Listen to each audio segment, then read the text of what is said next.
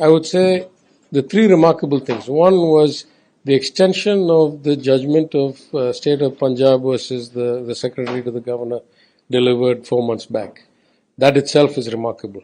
I think the more remarkable thing was the extremely rare exercise of the Supreme Court of its powers under Article 142 of the Constitution to consider these bills deemed passed on the day they arrived at the desk of the governor after being repassed by the assembly. So I think that is an extremely rare and extraordinary aspect. And perhaps, in my opinion, even more important than that is the establishment of timelines. 30 days to do this, 90 days to do that, 30 days to do this again. This is a breakthrough because in the history of India, this power to hold has been abused many, many times by many, many people. It has been, bilaterally misused, if I say, between 1950 and now. And so this to me is clearly, as I said before, a landmark judgment that will, stand as tall as any other judgment from the Supreme Court on constitutional matters, particularly on the role of the government or the interaction between the state and the union. Do you think this verdict is going to make a shine of opposition parties, across the state, not only the states, or the ruling of oppositions across the? How do you see that?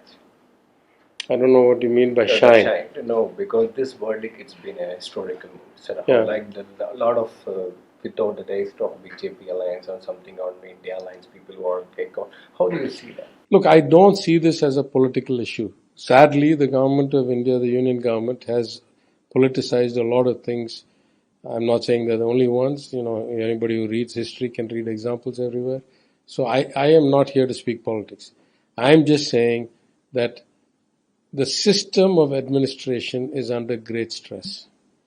The complexity of our job as government, the scale and scope of our activities have increased exponentially over the decades. The last thing we need is additional barriers and confrontational measures that prevent us from executing our duties. I say that as a minister. Therefore, I say this is a good thing for India, it's a good thing for the states, it's a good thing for all elected governments that no unelected individual or elected individual should have infinite power to interfere or constrain or limit the functioning of a government elected by the will of the people.